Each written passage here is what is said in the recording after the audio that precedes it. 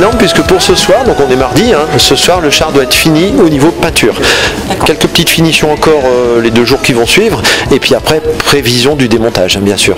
Et donc cette peinture qui est là représente quand même 25 kg, hein, ça paraît pas grand chose mais étalé sur le char c'est énorme.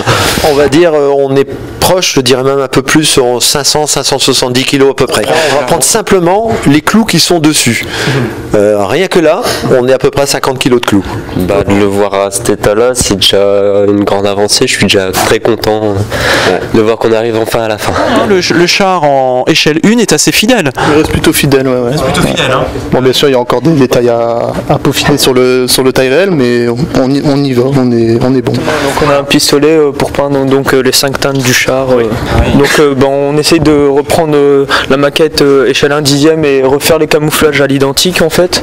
Et ce qu'il faut c'est surtout bien reprendre les formes et les courbes pour rester fidèle à ce qu'on a créé au début en fait. Oui exactement, on était parti de photos noir et blanc et on a eu des codes couleurs et donc on est parti sur les codes couleurs qu'on nous a fournis en fait.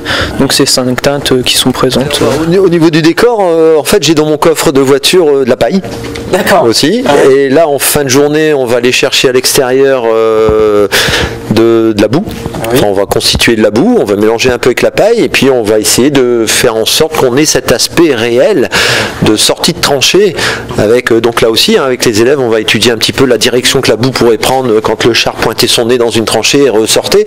Donc voilà, c'est tout ça qu'on va mettre en scène de manière à ce qu'un rond qui soit présenté vraiment le plus réaliste possible. Celui-ci c'est ma petit quinquin, donc à l'arrière effectivement on a cette inscription hein, qui pourra être vue dans l'exactitude à l'origine hein, et donc tout ça c'est refait à la main comme à l'époque. Le numéro 467 qui est remis dessus puisque celui-là était spécifique au Nord-Pas-de-Calais hein. Donc c'est un petit peu c'est leur devoir de mémoire mais c'est vraiment de notre région.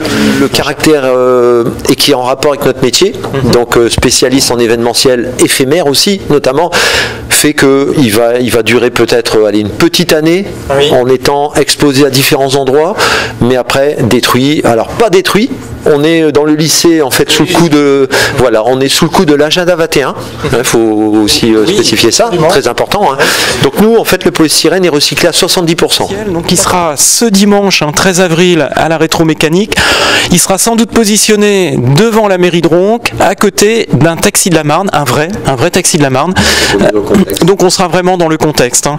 Et je rappelle qu'il y aura un défilé militaire d'ailleurs ce dimanche à partir de 11h depuis l'ancienne gare de Ronques jusqu'à l'hôtel de ville.